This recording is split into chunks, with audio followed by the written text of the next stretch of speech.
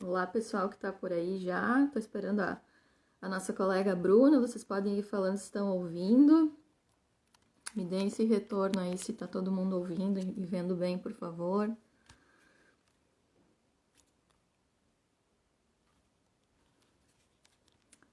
Vamos aguardar a nossa Bruninha entrar aí na nossa live. Vocês podem dar retorno se está todo mundo ouvindo bem.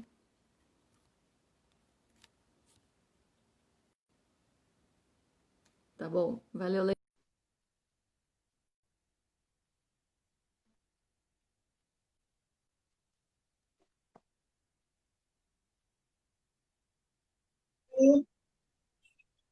Aê! Tá bom. Tá me ouvindo? Tá me vendo, Bruna? Tô. Tá me ouvindo bem? Tô te ouvindo. O pessoal falou que tá ouvindo também. Tá. Deixa, Então, deixa eu só me familiarizar aqui com a. Tá. As pessoas, se tiver pergunta, aparece aí pra ti? parece aqui embaixo, a gente pode ler. Tá, Tá bom? Então, vamos começar? vamos. Tá bem. Bom, pessoal, boa noite. Meu nome é Boa Bruna noite. Gauer. Eu entrei no IGP aqui do Rio Grande do Sul, então, no último concurso, no ano de 2018. Eu sou farmacêutica, me formei em 2014 pela Universidade Federal do Rio Grande do Sul. Logo em seguida, ingressei no doutorado, então eu tenho doutorado em ciências farmacêuticas. Trabalhei durante o meu doutorado com toxicologia ocupacional. A área de forense sempre foi um sonho para mim, um interesse, mas a toxicologia ocupacional também, durante a graduação ali na iniciação científica, chamou muito a minha atenção, então acabei indo no doutorado nesse sentido. E aí concluí o doutorado enquanto estava no curso de formação do IGP.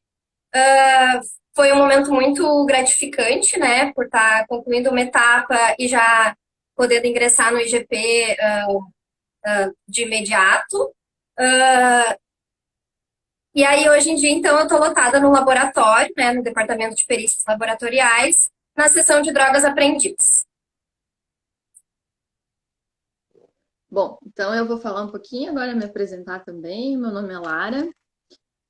Obrigada pela presença de todo mundo aí, dos colegas do IGP, de quem não é da instituição, quem está de fora, prestigiando aí o perfil da Cris com mais essa live. Meu nome é Lara, eu estou no IGP desde 2013. Eu fiz o concurso lá de 2008, que foi o último concurso antes desse que a Bruna falou para vocês. Eu acabei entrando na última turma que ingressou através desse concurso. Então, a gente fez um curso a jato aí em 2013, em cerca de 5 meses, com aulas manhã, tarde e noite. Se tem algum colega por aí, vai lembrar do que eu estou falando. E a minha formação eu cursei Química Industrial na Federal de Santa Maria, prestei o concurso logo em seguida que eu me formei. E foi através desse concurso que eu entrei depois. Acabei indo fazer outras coisas, fui cursar engenharia química, porque sempre tido uma afinidade com isso também. Fiz mestrado em engenharia química, né, os dois na URGS. E quando eu estava assim, na verdade, no meio da graduação em engenharia, já estava fazendo outra coisa, já estava num estágio, né, na parte totalmente relacionada à parte industrial. Surgiu essa oportunidade, assim, 4 anos depois que eu fiz o concurso. Na época eu fiquei muito surpresa, o que me motivou muito a procurar o IGP na época. Eu lembro que eu vi assim uma palestra de um profissional, né, de um perito, falando muito sobre essa parte de drogas, de como tinha desafios e tal, e aquilo me chamou muita atenção. Na época eu não sabia muito mais assim o que esperar, conhecia pouco, não estava muito familiarizada como o órgão estava no momento.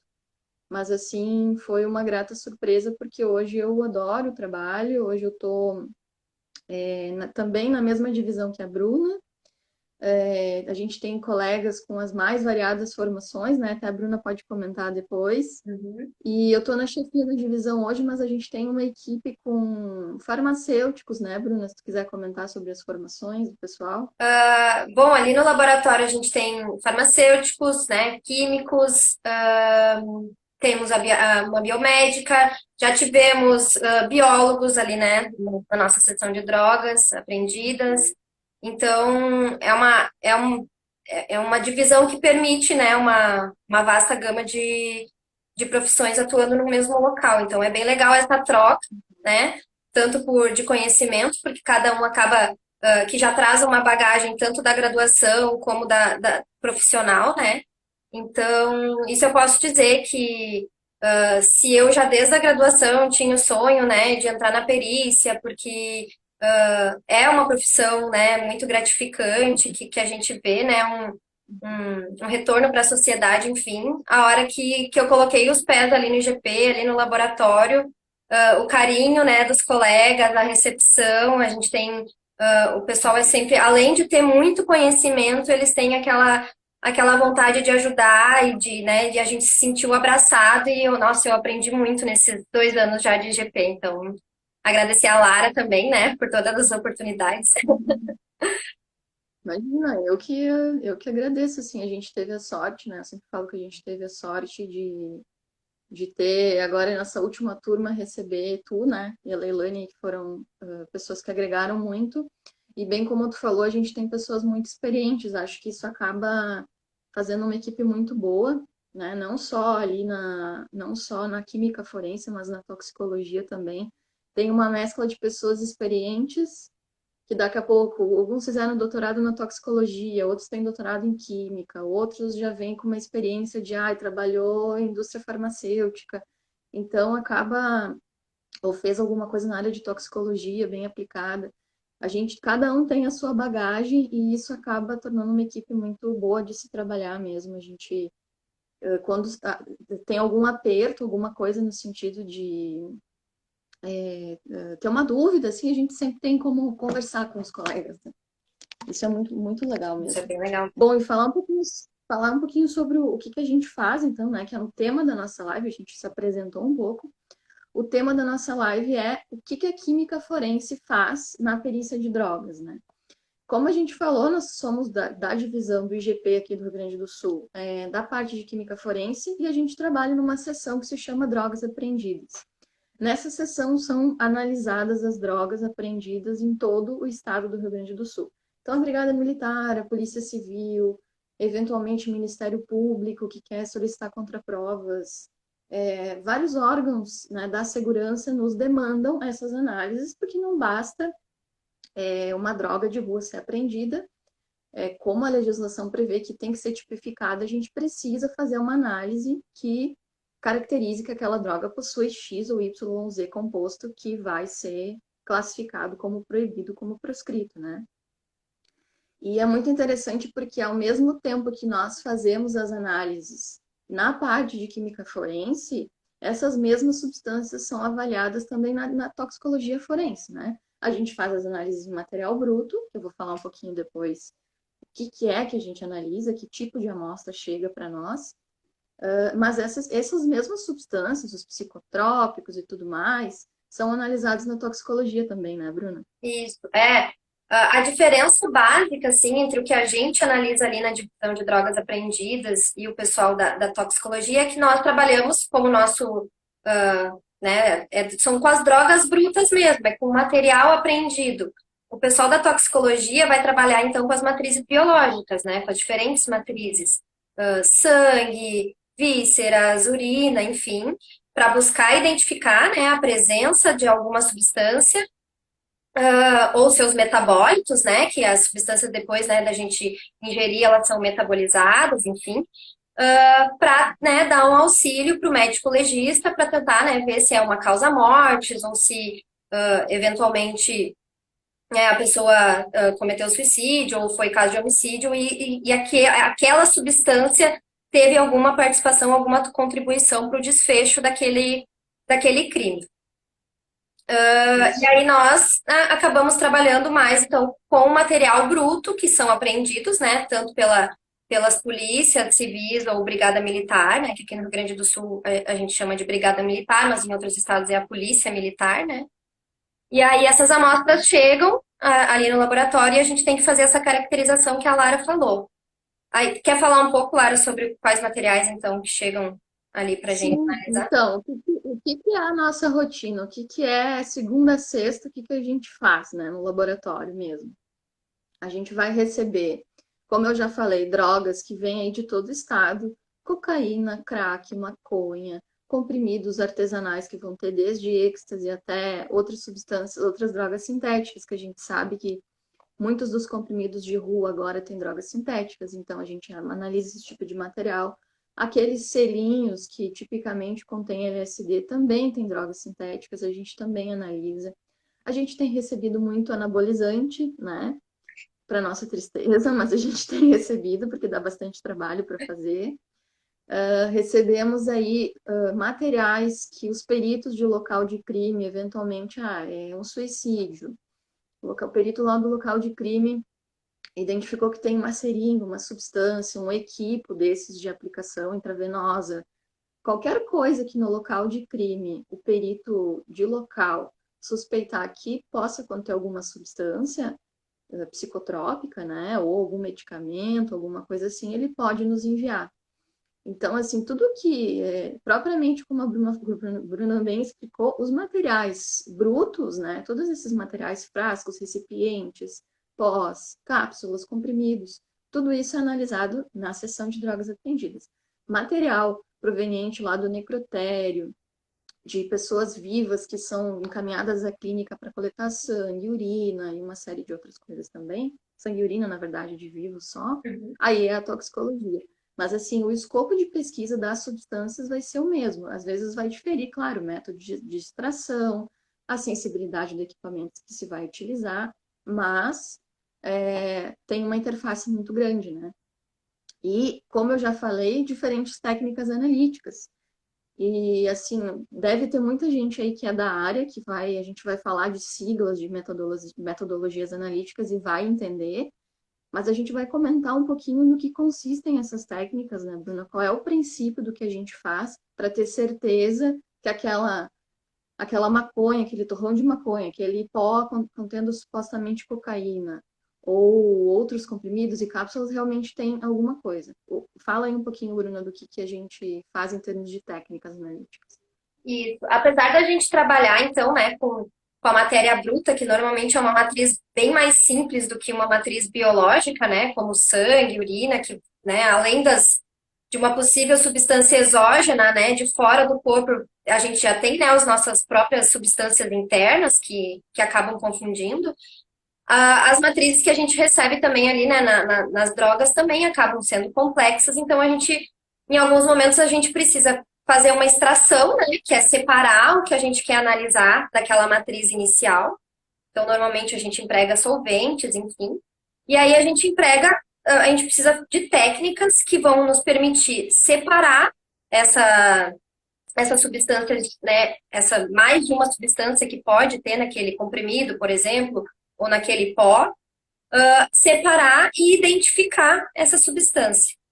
E aí, para isso, a gente emprega, né, para a parte de separação, a gente emprega as cromatografias, tanto a cromatografia em camada delgada, que a gente fala, né, que é a CCD, que a gente emprega basicamente, então, para as nossas análises de maconha e cocaína, que é uma técnica que ela acaba sendo mais barata, né, mais versátil, assim, e nos permite detectar, né, fazer várias amostras num curto espaço de tempo. Então, otimiza a questão de gastos e também a questão de tempo para a gente analisar, já que a nossa demanda é bem grande, que a Lara vai comentar depois.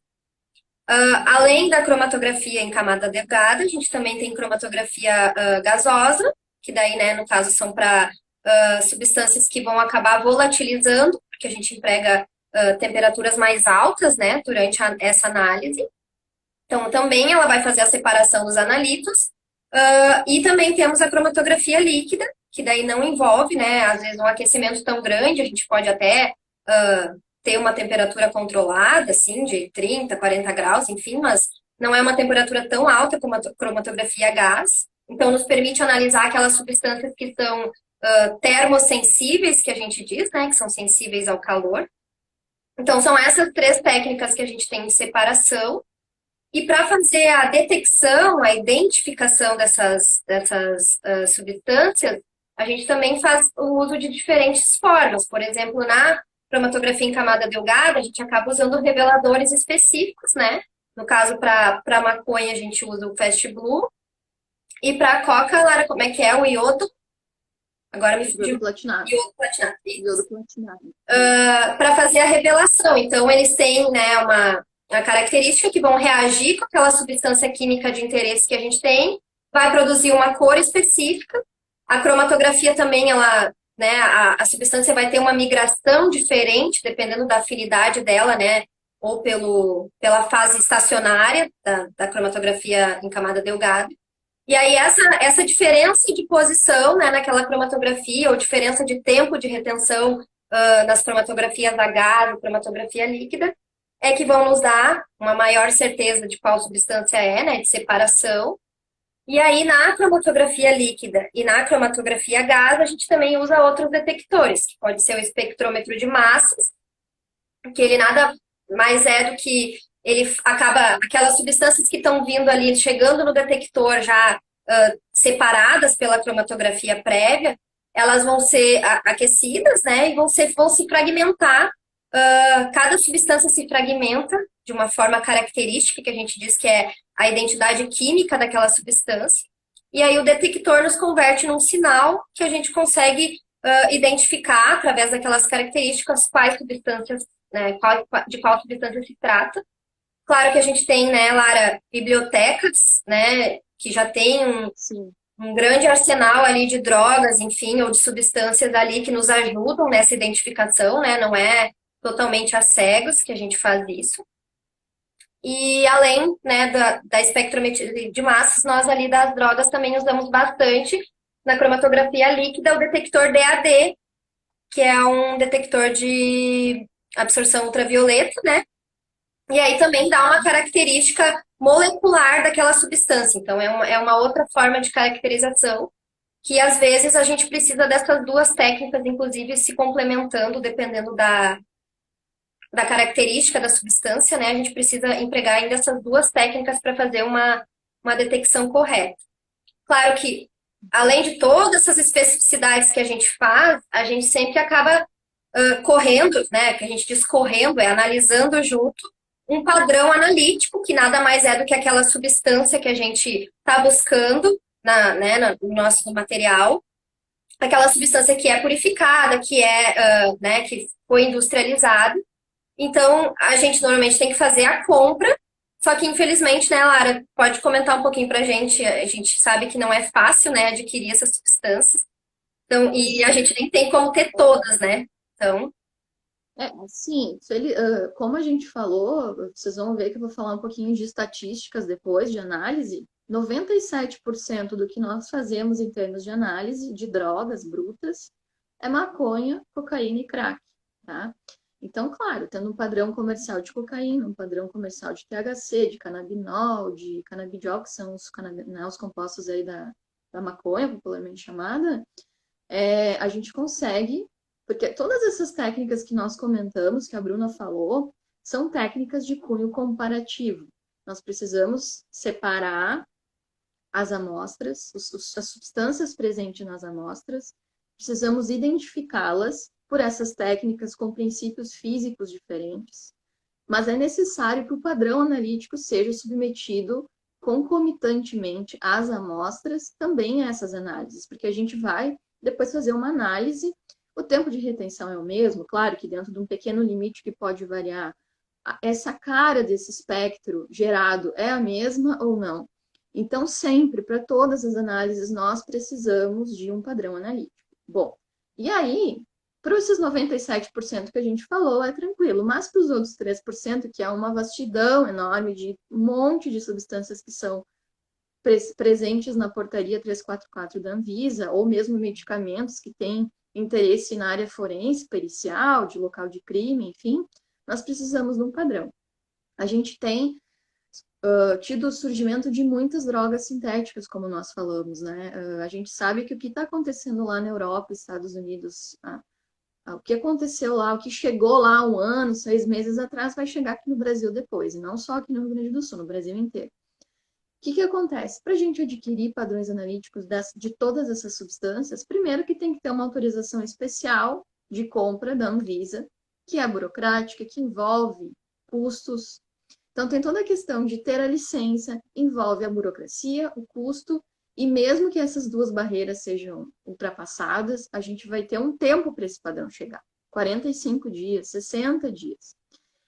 O que acontece? Às vezes, no intervalo de 3 a 6 meses, e nessas drogas sintéticas, a gente percebe uma mudança muito grande, assim. Às vezes, 6 meses depois, a droga sintética já mudou. Que tinha nos comprimidos lá uma catinona específica, daqui a 6 meses vai ter outra.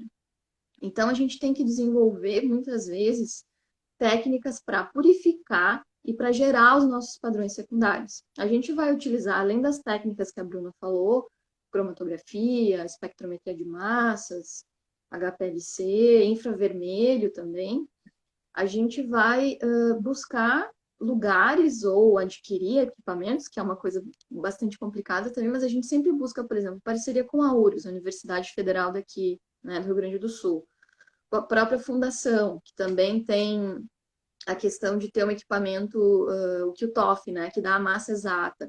Na URGS a gente busca RMN de próton e de carbono. Então, nós cercamos aquela amostra por todos os caminhos possíveis. A gente faz várias técnicas analíticas ditas A, né, grau A, que tem uma grande confiabilidade, digamos assim, e geramos o nosso padrão secundário. A gente deve ter feito isso, né, Bruno, nos últimos anos para cerca de 10 a 15 substâncias. Só que isso é um trabalho bastante moroso. A gente tem o Marcos, o nosso colega, que entende muito, né, da questão, ele fez aí doutorado em orgânica, né, que é isso que a gente falou, que tem uma equipe muito diversificada. Ele entende muito dessa questão de separação, de purificação. Então, a gente vai lá, purifica as amostras e depois leva, com sorte, vai fazer RMN, vai fazer QTOF, faz todas as análises possíveis para poder gerar esse padrão secundário. Bom, a gente sabe, né? Ano passado eu tive a oportunidade de participar de um curso em Brasília relacionado à parte de implementação de qualidade nos laboratórios, que é outra coisa que a gente poderia explorar numa outra live, digamos assim. Mas uma das coisas que foi abordada lá, nós temos hoje dentro do departamento de perícias laboratoriais, que é ao que a gente pertence, nós temos 3 divisões, que é a de toxicologia, a de química forense que nós trabalhamos e a de genética forense, que a gente já teve o Gustavo e a Laiana aqui, os colegas falando sobre. Bom, a divisão de genética forense lá já participa no Brasil de uma rede integrada de laboratórios forenses, que prestam um ao outro apoio técnico, que lá, Senasp, Secretaria, daqui a pouco coloca até essas questões de qualidade, normativas, que ajudam os laboratórios a crescerem em termos de qualidade. E nesse curso que eu falei que eu participei no passado, se manifestou o desejo da Senasp, né, num esforço aí nacional, de promover uma rede de colaboração entre laboratórios de química forense e entre laboratórios de toxicologia. Justamente porque essa problemática que a gente tem aqui da questão de adquirir os padrões, não é só aqui. Santa Catarina deve ter isso, São Paulo, Bahia, Polícia Federal. Então, a ideia é fazer essa rede, né? Para que haja algo parecido em termos de colaboração. E aí, bom, talvez o pessoal que entrou aqui para ver falar sobre drogas, né, também pensa assim, bom, mas vocês estão falando da rotina dentro do laboratório, vocês não fazem nada fora do laboratório, fica o dia inteiro no laboratório. Normalmente, sim, de segunda a sexta a gente está no laboratório, né, Bruna? Mas nós desenvolvemos atividades fora do laboratório. Aí eu queria convidar a Bruna também para falar um pouco dessas atividades. Então o legal é isso, além da gente ter a nossa rotina, não dá para dizer que é uma rotina fixa de trabalho, né? Porque cada dia vem uma amostra diferente, né? Cada dia é um desafio novo também ali no laboratório. Mas além da rotina, né, diária, a gente também, na verdade, não só o pessoal da química, né, mas das outras divisões ali do laboratório também, entram numa escala de sobreaviso, onde a gente, né, é chamado eventualmente para realizar as coletas de perícias externas, que a gente diz, né? O que consiste isso? A gente, qualquer perícia que às vezes não envolveu algum crime ou algum atendimento do pessoal de local, ou que posteriormente, por exemplo, um carro foi encontrado e foi para o depósito, enfim, ele tem suspeita de estar envolvido em algum caso de furto, né, de assalto a banco, enfim. Nós do laboratório somos acionados para ir até o depósito, por exemplo, e aí lá nesse carro coletar material biológico, seja material visível, DNA de contato. A gente também pode ser acionado eventualmente para fazer coleta de residográfico, né, que é aquele exame para verificar, né, se houve disparo, né, um possível disparo de arma de fogo por aquele indivíduo, né, que ficam os resíduos de pólvora na mão. A gente pode eventualmente também ser chamado para fazer esse tipo de coleta no hospital, porque às vezes a pessoa né, sofreu um ferimento, tá lá em condições, né, não tem condições de ir até o laboratório para fazer esse tipo de coleta. Então a gente vai até esse local. Eventualmente, por alguma ordem judicial, é solicitada a coleta de material genético de algum apenado, né, alguém que está lá sob custódia do Estado. Então, a gente também é acionado para ir até os presídios, fazer esse tipo de coleta. Eventuais, por exemplo, já aconteceu da gente precisar ir em alguma casa que é suspeita de ser local de tortura, né, para coletar material biológico, tanto visível quanto não visível, que daí a gente, né, pode empregar, por exemplo, o uso do luminol, né, para facilitar a coleta. Então, acaba diversificando também o nosso trabalho. Claro que a maioria dessas amostras, né, que a gente acaba coletando ou vai para o DNA, né, que daí tem esse cunho de comparação genética, ou residográfico também, né, que vai para o pessoal da química, né, mas é da química legal, então fazer esse tipo de análise. E Que pertence à nossa, isso, que pertence à nossa divisão até, né? A seção de química legal também pertence à divisão de química forense. isso. E eventualmente, claro, se daqui a pouco naquele local que não se esperava a gente encontra alguma droga, algum comprimido, né, alguma coisa suspeita, a gente também encaminha para fazer uma análise pericial e acaba caindo, né, indo para nossa divisão também. A gente teve, a gente teve duas perguntinhas aí, que eu anotei aqui, quem sabe a gente pode aproveitar para responder já antes de seguir com nossa pauta aqui, né?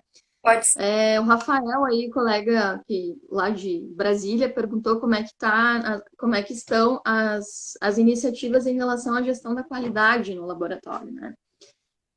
Como nós falamos que a divisão de genética forense, né, que pertence ao nosso departamento, já participa da rede integrada aí de perfis genéticos, eles já estão um pouco à frente, né? Porque eles foram demandados lá atrás, foram cobrados, né? A gente sabe que sempre que vem uma resolução, uma pressão externa, as coisas acabam acontecendo mais rápido e já estão mais avançados. Nós, na química e toxicologia forense, apesar assim, vocês vão ver que depois a gente vai falar.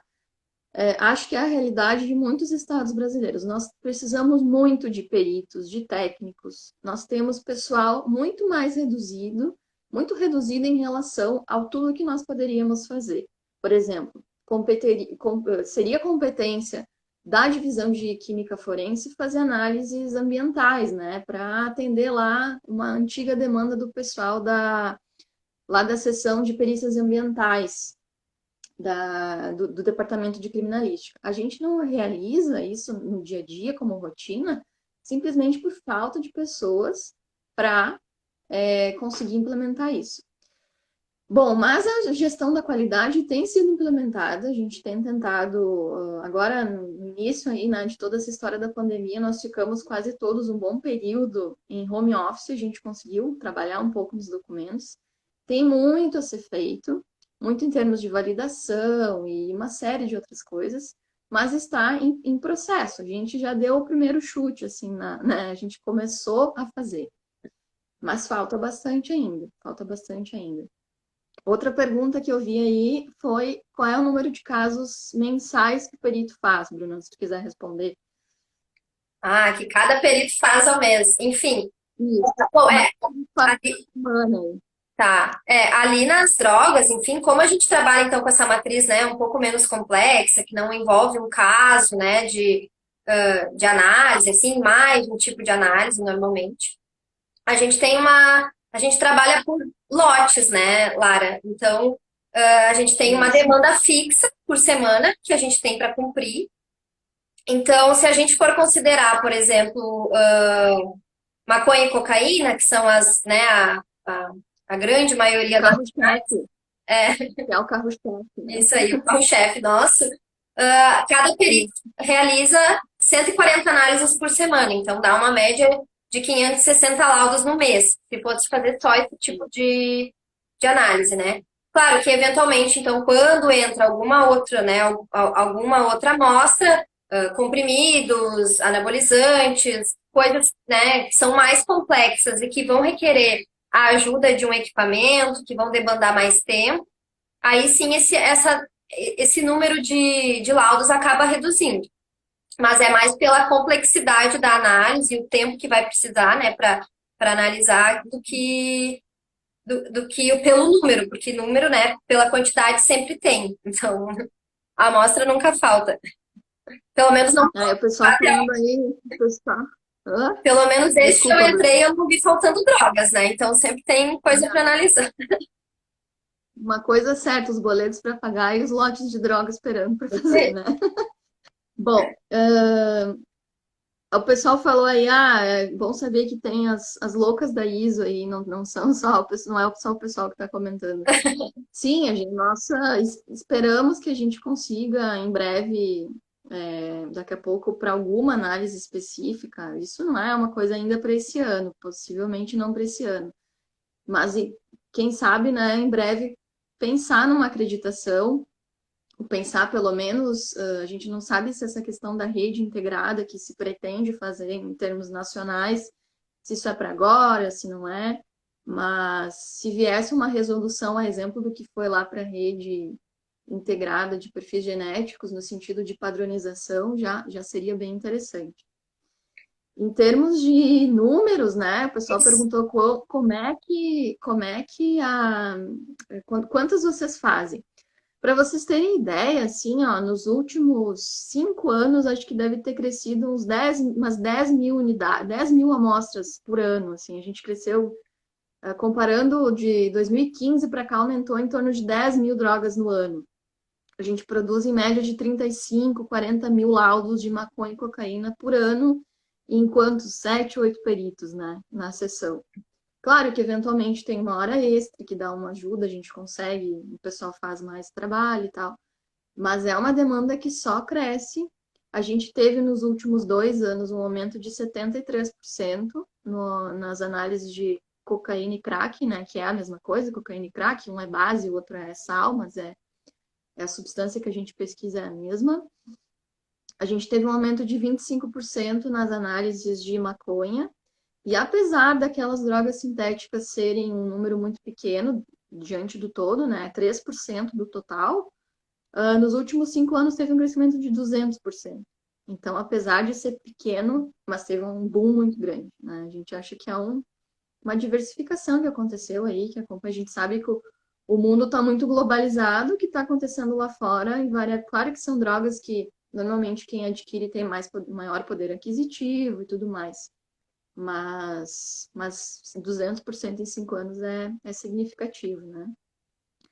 E, bom, em termos de gestão da qualidade, em termos de ter estrutura, a gente precisa de pessoas para, né? No IGP, o nosso quadro é muito defasado, a gente estava torcendo muito para as pessoas que foram nomeadas agora serem finalmente nomeadas. Uhum. Precisamos de muitas mais no futuro.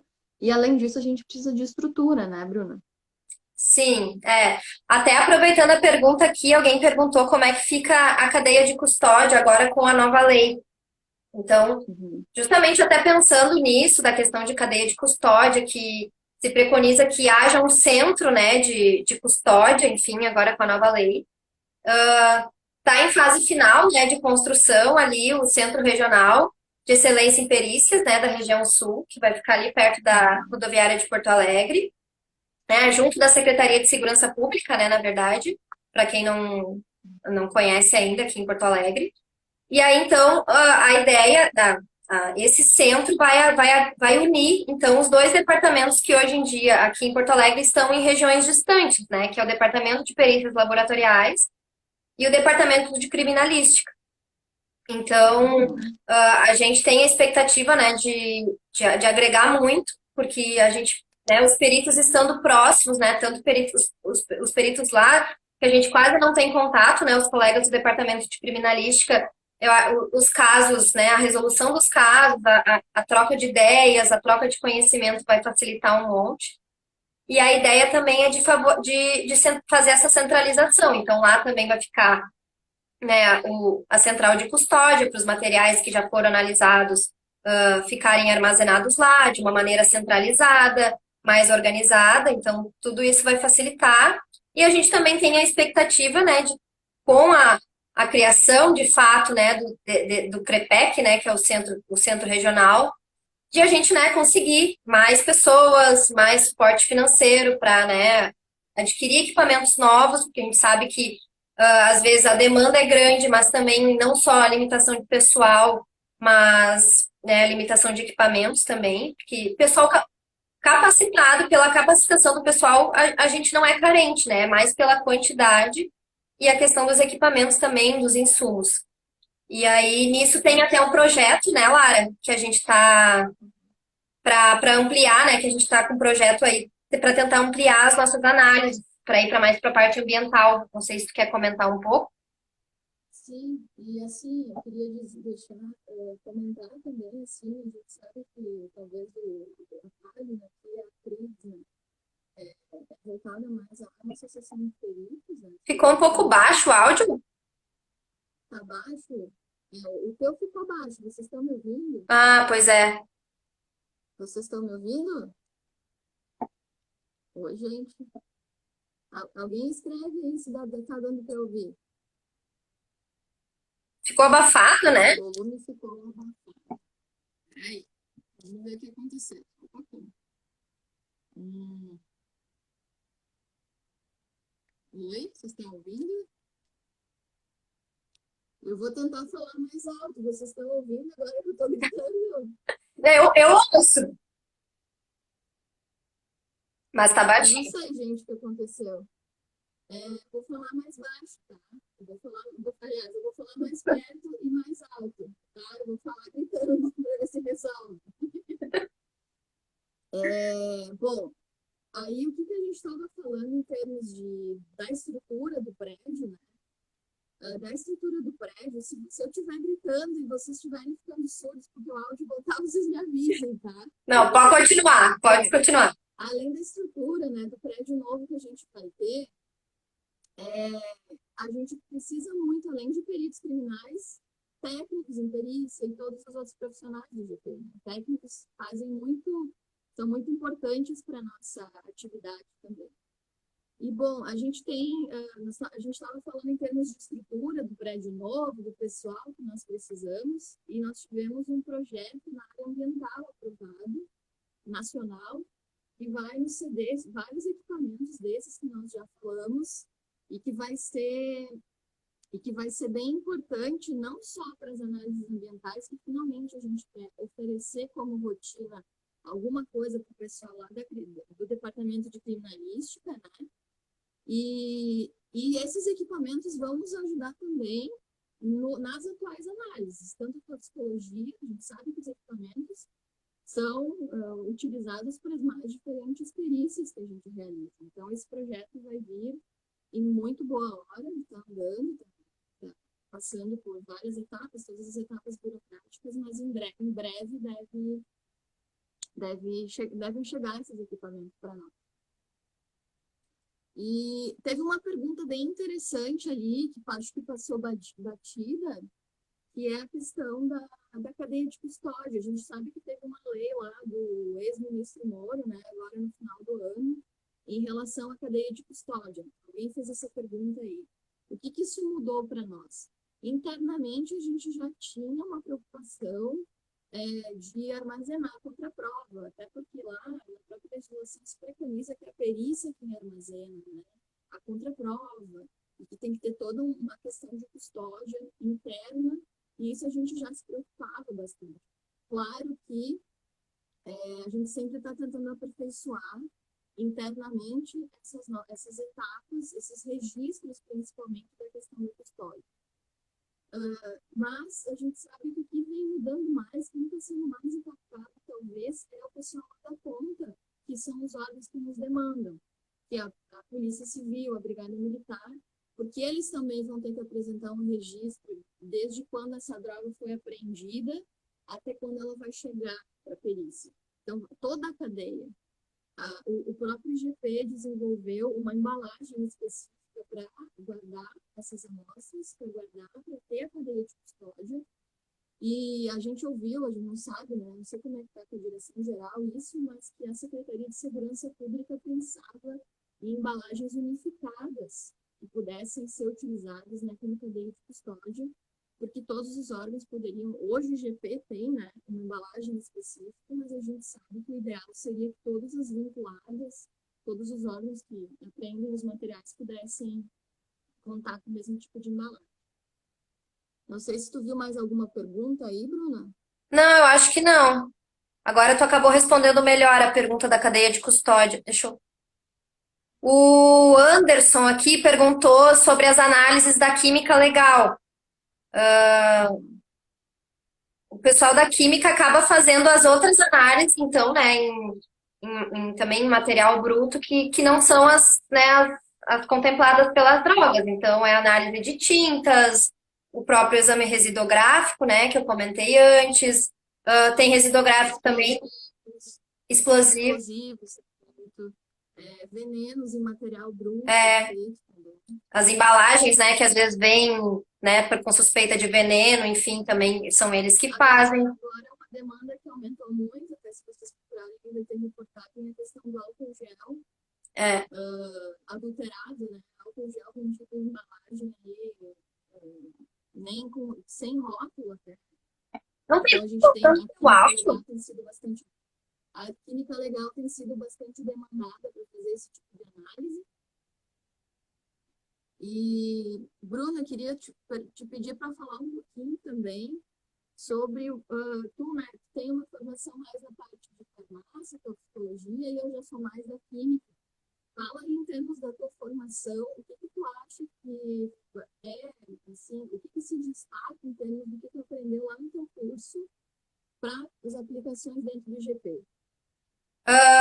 Bom, o curso de farmácia em si, né, ele é um curso bem amplo. Claro que, por mais que durante a graduação, fazendo iniciação científica e no doutorado, eu tenha focado mais na parte, né, de toxicologia ocupacional, que, né, no caso seria, né, mais para a parte da análise de toxicologia forense, talvez, né, se fosse seguir essa linha. Muitas das coisas que eu aprendi, né, durante o doutorado, as técnicas, principalmente, né, cromatografia líquida, que eu já trabalhava, né, espectroscopia de uma maneira geral. Então, tudo isso acaba, a experiência de laboratório de uma maneira geral acaba agregando não só, né, para as drogas, mas com certeza para qualquer área do laboratório que eu fosse, eu acho que a formação acaba preparando a gente e essa parte prática, então, acaba sendo bem importante para não digo, para passar no concurso acaba não sendo tanto, né? Claro que tu conhecendo as técnicas, enfim, te ajuda na hora da prova, mas eu digo pela parte prática, né? Não que depois de ter entrado no IGP eu não tenha aprendido milhares de coisas novas, até porque várias eu nem estava habituada a trabalhar, mas a experiência ajuda bastante, sim. Tu teve também, né, estágios antes e, né, durante a graduação e... Eu ia falar, sim, que eu também acho que, apesar de eu ter feito o mestrado mais na parte lá, até de... Era muito laboratorial, mas tinha uma relação com a engenharia, até com a biologia, digamos assim.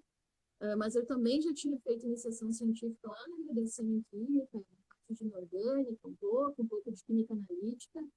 E essa vivência dentro do laboratório acaba agregando depois. Mas o que eu ia dizer também é que, assim, poder estar trabalhando no dia a dia com um colega que tem uma formação completamente diferente da tua, a gente acaba aprendendo e tocando muito, né? A gente aprende muito de toxicologia, tem colegas aí que nos dão aula às vezes, né? De, isso acontece assim, sabe?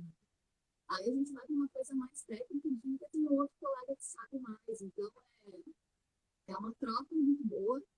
Em termos da minha formação, eu acho que agregou, assim, em termos de formação básica, com certeza toda a parte de químicas analíticas, qualitativa, quantitativa, instrumental. Na parte de orgânica, não tanto essa questão de reações orgânicas, mas a parte de extração é muito presente, porque nós recebemos uma amostra bruta e a gente tem que separar o analito aí para fazer análise. Então, claro que toda a formação agrega bastante, mas eu acho que química analítica, sem dúvida nenhuma, é o que, digamos assim, o pilar principal da atividade que a gente realiza. Né? Alguém fez uma pergunta aí, que, não, que como a gente está falando de análise, tá? A gente usa para fazer análise de tintas. Normalmente a comparação de tintas envolve infravermelho, e até o nosso infravermelho está estragado, né? Há um tempo a gente está, em breve, vai ter consertado, está tentando bastante adquirir um novo. E uma outra, um outro equipamento também que nos ajuda muito nessa comparação é o infracoplado no microscópio, né? Então a gente consegue, às vezes, pegar uma pequena camada ali, em que situação? Um atropelamento que deixou algum resíduo, um atropelamento com vítima, deixou algum resíduo de uma tinta no veículo, então é possível coletar e fazer. Mas normalmente é análise comparativa por infravermelho. Mais alguma pergunta aí, Bruno? Alguém perguntou como funcionam os plantões, que a gente já meio que explicou, mas caso não tenha ficado claro, no laboratório os plantões são de sobreaviso, não são presenciais, a gente não precisa estar lá no IGP, então a gente é acionado quando necessário para fazer essas coletas externas. A Cristiane perguntou, Lara, quais os percentuais de cada droga apreendida? Mudou muito? Sim, eu até estava com a pergunta agora para responder. Considerando tudo que a gente faz, sem dúvida nenhuma, maconha é o principal, é mais de 50%. Em segundo lugar, cocaína e crack. Né? E até interessante essa pergunta, porque vem para a gente talvez comentar um assunto bem pertinente. Assim, a gente está falando aqui que pericia muitas drogas, que o nosso volume é muito grande e que outras análises que nós deveríamos até prestar, por exemplo, as análises ambientais ou outras que poderiam ser demandadas, por vezes, até porque historicamente a divisão de química forense e a de toxicologia cresceram muito ligadas ao DML, né? Então veio mais as análises relacionadas à parte mais toxicológica, de drogas mesmo. Dessas análises que a gente realiza hoje, 40% mais ou menos é de termo circunstanciado. Termo circunstanciado, em geral, está ligado a apreensões de usuários de drogas. Então, muitas vezes nós realizamos uma perícia, a gente emite um laudo dessas amostras apreendidas pelos usuários, um cigarro de maconha, uma buchinha de crack ou de cocaína, enfim. E esse laudo, por vezes, chega depois, até que esse termo circunstanciado já foi aí tramitado, já o laudo chega no momento em que ele, por vezes, não tem mais tanta utilidade. A gente tenta um tempo provocar essa discussão, porque vocês imaginem, 40% de 40 mil análises por ano, 30 e poucas mil análises por ano, é muita análise. São análises que a gente poderia estar fazendo para outras coisas que poderiam ser bem relevantes. A gente já fez vários movimentos, e a própria supervisão técnica do IGP também procura conversar com os diversos órgãos. A gente sabe que existe previsão legal para que se faça. Qualquer droga apreendida precisa passar por perícia, mas a gente está tentando buscar uma alternativa, porque é um volume muito grande e, por vezes, o laudo chega num momento em que ele não é mais tão relevante, né? E o pessoal está perguntando qual é a droga que a gente mais tem detectado em selos, né? Com certeza a minoria dos selos é LSD. A gente pega, se 10% dos selos tem LSD, e os outros, se quiser comentar o que a gente pega no selo. Eu acho que o mais comum que tem sido, assim, o recente, né? Vocês já devem saber do histórico anterior, assim, mas eu acho que das drogas novas, assim. O 25N-BOH eu acho que é o que mais aparece. Os N-BOMs às vezes, mas eu noto que os NBOH têm aparecido mais do que os N-BOMs nos selos. Isso, a classe das fenetilamínas, né? Mas começou lá com os N-BOMs, aí agora migrou para os NBOHs, né? No final, e depois a gente sabe que isso vai variando, às vezes, o composto dentro dessa mesma classe, a gente não sabe qual vai ser a próxima, o que vai aparecer em seguida. Sobre Raman portátil, o pessoal está perguntando, mais uma pergunta, a gente não tem, já recebemos fornecedores, não chegamos a fazer nenhum projeto específico para adquirir, mas parece ser uma técnica bem interessante. Assim. A gente sabe que tem bastante pesquisa sendo feita ainda, né, em termos de universidades na área forense, parece ser muito promissor.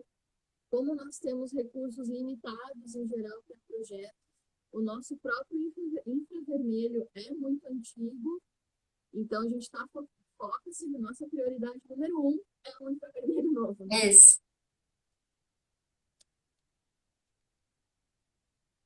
Não sei se o pessoal, a gente tem, acho que em princípio que a gente tinha programado para falar, né? Deu para abordar um pouquinho, claro que não dá para entrar em muitos detalhes, mas a gente tinha pensado em comentar, já foi abordado. Não sei se alguém tem alguma última pergunta aí. Ali eu Vamos ver. disse que no Ceará já usam um Raman portátil, ó. Viu?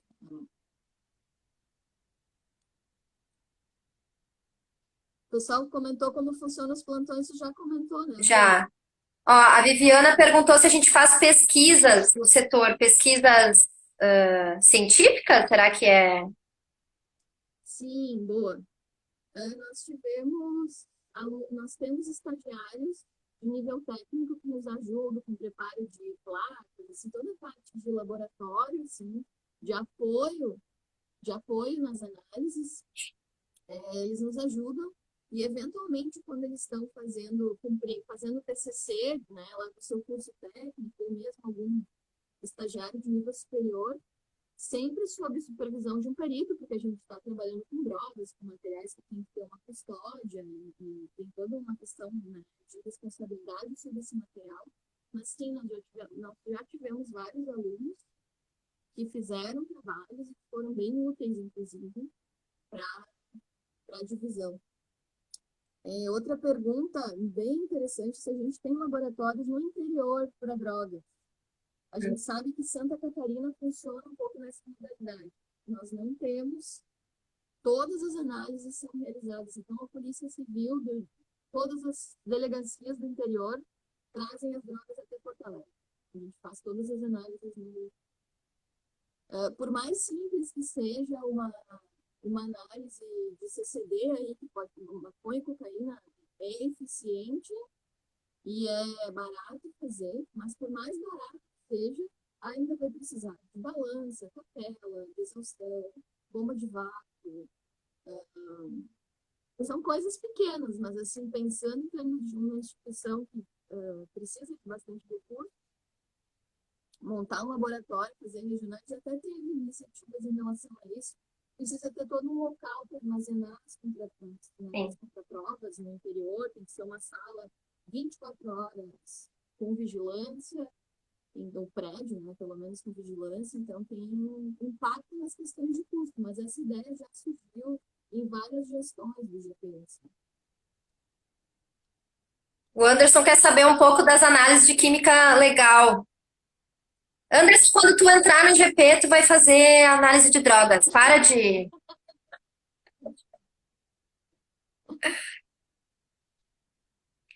Não, as análises de química legal, o número maior, o principal é a análise residográfica de tiro, que é feita uma coleta, a gente faz uma coleta externa, e são pesquisados os materiais, chumbo, malho e antimônio, por absorção atômica por forma de grafite. Então, essa é a análise principal da seção de química legal. Mas aí tem, como a gente falou, voláteis, por exemplo, que vem de lança-perfume, que vem desses solventes que o pessoal usa como droga de abuso, também é feito pela química legal. Tintas e fibras, nós já falamos, eventualmente substâncias diversas, desconhecidas, que não se enquadram como entorpecente, vão para a química legal, venenos, como nós já falamos, né? Explosivos também é feito. Sim. A química legal tem um campo enorme, assim, são 4 peritos na sessão de química legal, né? O pessoal também é guerreiro, faz bastante com pouco, assim. Nós poderíamos fazer muito mais, oferecer um escopo muito maior se tivéssemos, né, como nós já falamos, mais pessoal, mais estrutura.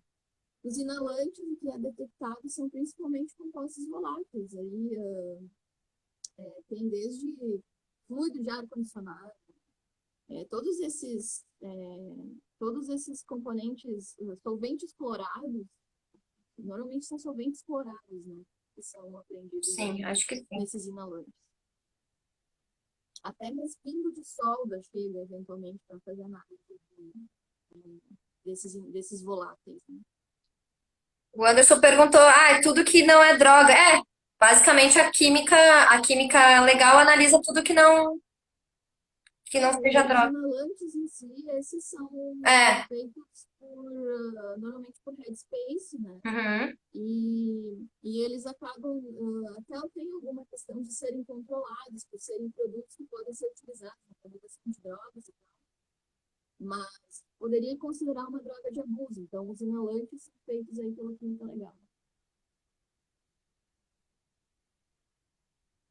A gente tem aí mais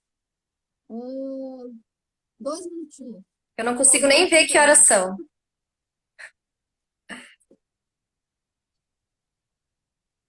Acho que não tem nenhuma outra pergunta, né? Já, quem sabe agradecer, né, Bruna? Pode ser? Eu queria agradecer a oportunidade da Cris. É uma honra poder ter espaço aqui para falar um pouco do trabalho. A gente sabe que tem colegas das mais variadas formações dentro do GP e que vieram aí falando sobre vários assuntos. Esse material vai ficar disponível lá no YouTube, então quem quiser saber um pouco mais sobre outra área, já tem lives gravadas lá no YouTube da Cris. Vão lá e prestigiem, se vocês quiserem tirar dúvidas, né? E é muito bom ter esse espaço para falar. A gente agradece, eu agradeço bastante, né? E agradeço ao IGP também, que a gente sabe que tem muitas dificuldades, mas o que dá esse prazer de continuar e aprender e de superar os desafios é porque os colegas em geral estão sempre ali junto para a gente passar por isso, né? Pelas adversidades juntos. Então, muito obrigada. A Lara já falou tudo, assim. Eu queria agradecer muito pela oportunidade, dizer que essa iniciativa da Acrix de divulgar, né, as diferentes áreas, né, da perícia tem sido muito bacana. O pessoal acho que está gostando bastante. Queria agradecer a presença de todo mundo, né, que dedicou um tempinho aí para escutar a gente, né, que fez perguntas, que interagiu. Lara também, obrigada pela parceria. É um prazer enorme, né, trabalhar no IGP, enfim, como instituição. Os colegas, de uma maneira geral, né, não só ali no laboratório, mas dos outros setores também, nos abraçaram mesmo quando a gente entrou no IGP. A gente se sentiu muito queridos. Todo mundo nos dizia, né, que a gente era muito desejado. E vai ser legal também poder fazer isso, né, agora com os próximos colegas que estão entrando e poder ajudar eles também nessa jornada. Com certeza. Obrigadão, gente. Boa noite. E lembre que vai ficar salvo lá no YouTube depois. Se alguém quiser recomendar para alguém assistir, ou mesmo as lives dos outros colegas, vai estar lá disponível.